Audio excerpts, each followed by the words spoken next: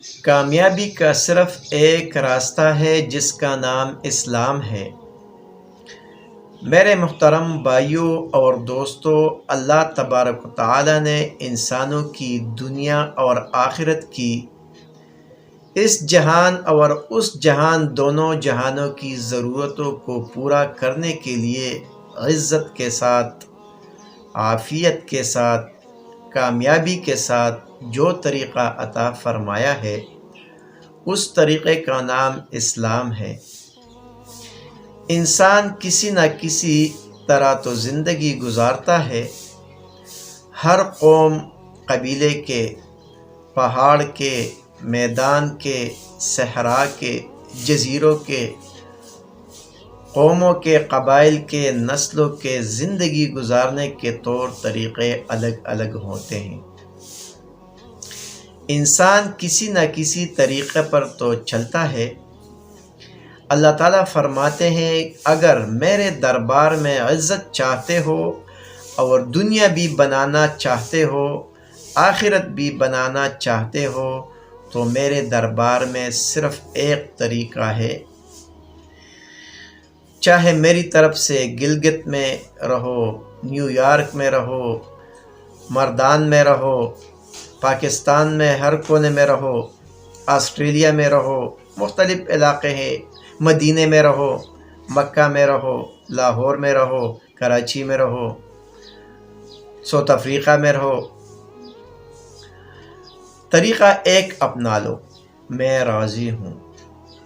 ان الدین عند اللہ الاسلام، اللہ کے ہاں دین صرف اسلام ہے۔ اس شرط لگانے سے پوری دنیا کے کافر ناکامی میں چلے گئے۔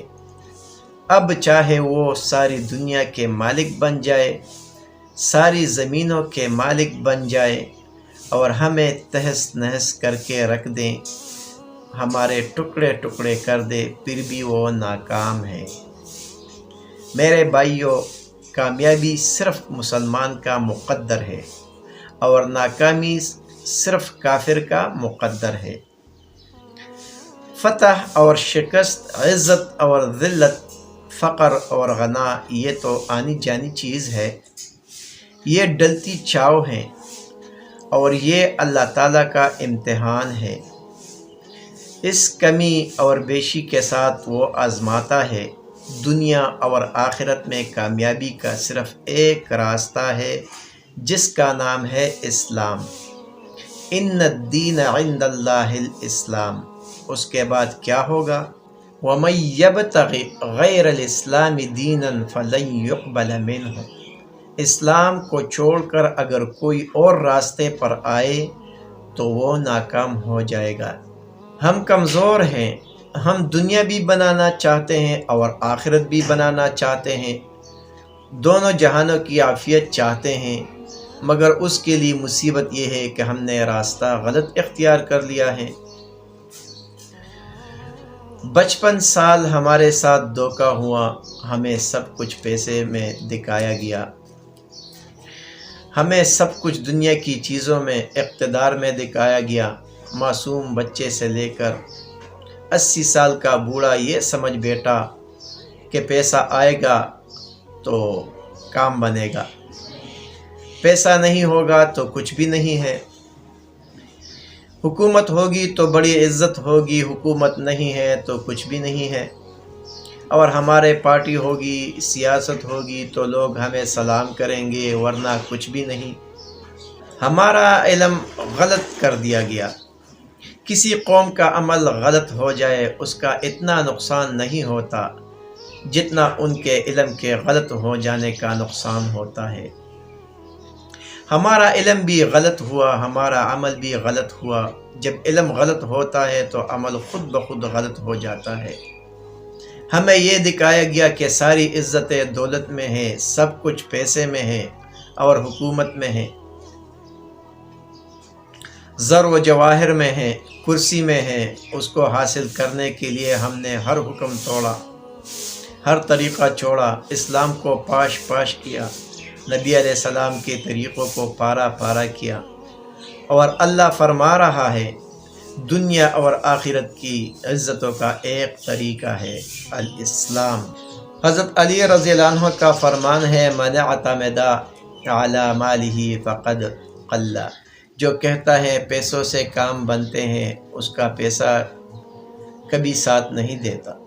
من اعتمد علی سلطانہ فقد ذل، جو کہتا ہے حکومتوں میں عزت ہے اور حکومتوں پر بھروسہ کرتا ہے اللہ اس کو ذلیل کر دیتا ہے اور وہ ذلیل ہوتا ہے۔ جو کہتا ہے کہ جو میں سمجھا ہوں وہی صحیح ہے، جو جگ سمجھا ہے وہ غلط ہے، جو اپنے علم پہ بھروسہ کرتا ہے وہ گمراہ ہو جاتا ہے۔ من اعتمد علی عقلہ فقد اختل، جو اپنی سمجھ کو معیار بنا لیتا ہے کہ جو میری سمجھ میں آئے وہ ٹھیک ہے، جو نہ آئے وہ غلط ہے، فقد اختل، اللہ اس کی عقل برباد کر دیتا ہے۔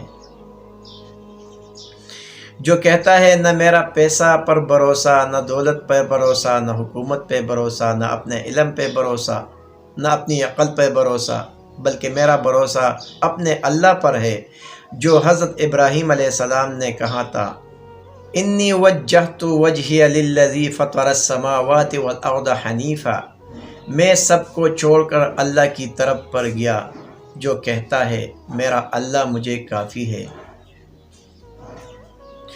جو کہتا ہے یا اللہ بس تو مجھے کافی ہے، تو اللہ تعالیٰ نہ اس کو کم پڑنے دیتا ہے، نہ کبھی اس کو تھوڑا سا ہونے دیتا ہے، نہ کبھی اس کو ذلیل ہونے دیتا ہے، نہ کبھی اس کو گمراہ ہونے دیتا ہے، نہ اس کی عقل کو خراب ہونے دیتا ہے۔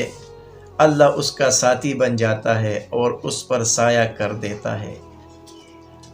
میرے بھائیوں، ہماری راہ غلط ہو گئی، ہم دنیا کی چیزوں میں عزت تلاش کرنے لگے، دنیا کے مال و متاع کو اپنا اصل سرمایہ سمجھ بیٹھے۔ ہمارا اصل سرمایہ اسلام ہے، ہماری اصل دولت اسلام ہے، جس میں اللہ اور اس کے رسول کی مان کر چلنا یہ کامیابی کا راستہ ہے۔